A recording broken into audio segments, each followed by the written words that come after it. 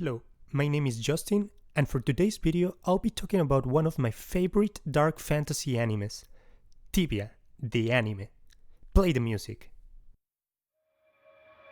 擦り傷だらけの昨日を繰り返して僕らは開く希望の明日は Tibia, World of Warcraft, RuneScape.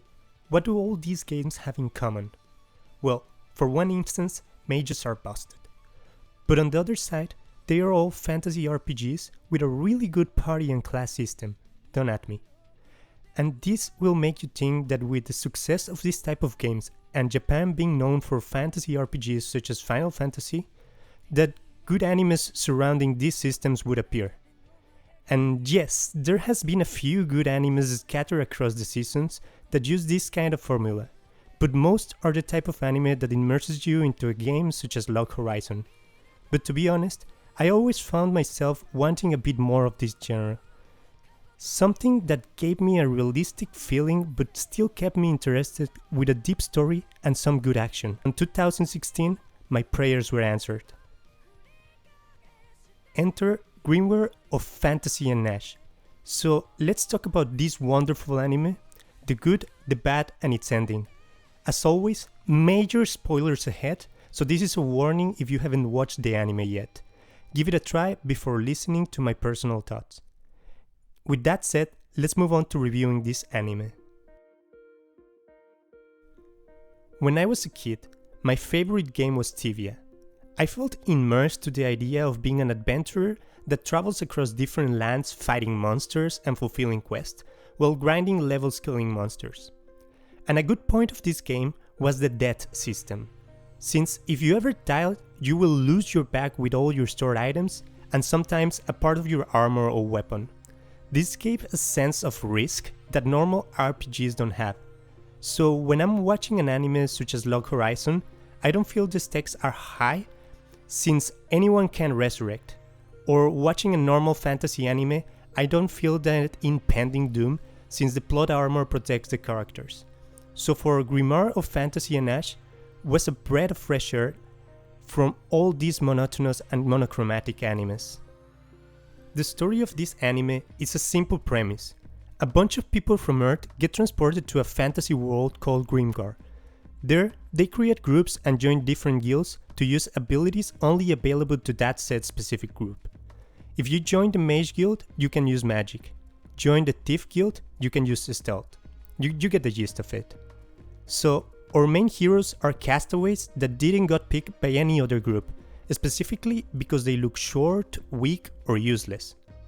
Thus, we get our protagonists: Haruhiro the Thief, Ranta the Dark Knight, Manato the Priest, Moguso the Warrior, Yume the Hunter, and Shihoru the Mage.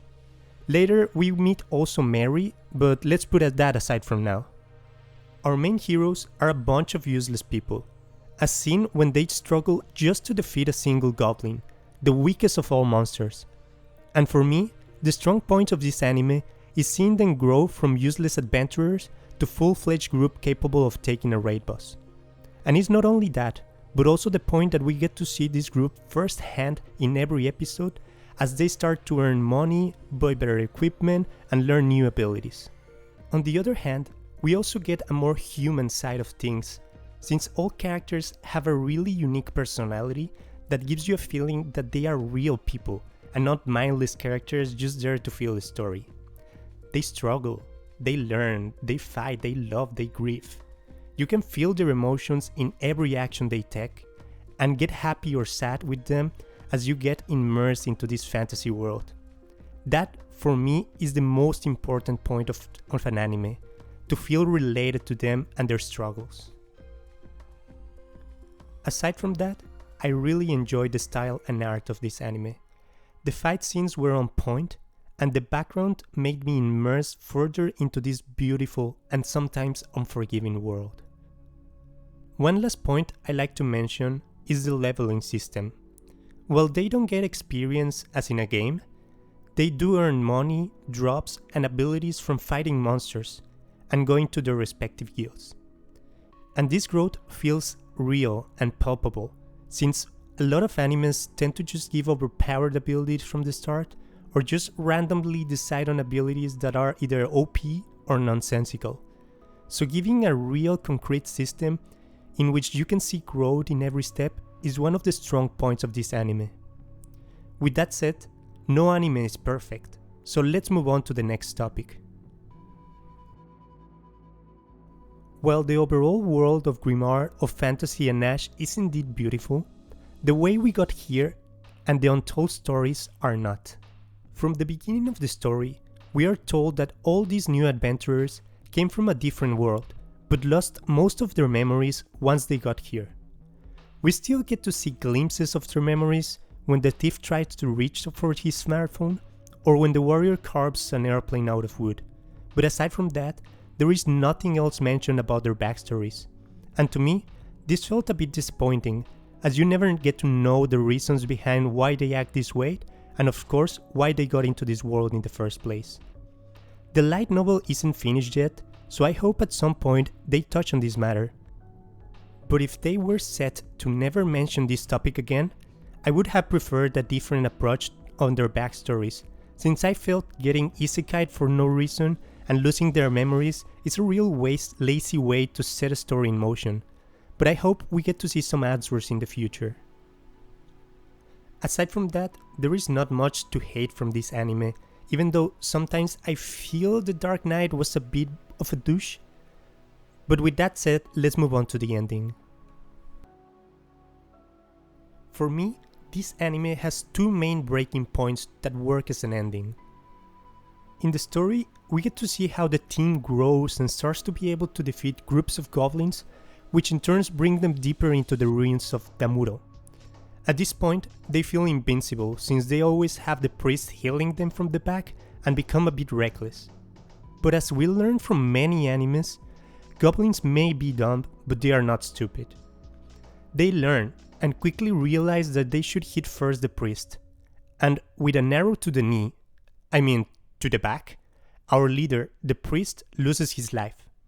This sets in motion Thief rises to the main protagonist and his growth to become the leader of the group, but also the group's growth as a team and to learn how to overcome the loss of a loved one. And with the help of their new groupmate, Mary, the new priest, they finally overcome their problem by defeating the goblin group that killed their original priest Minato.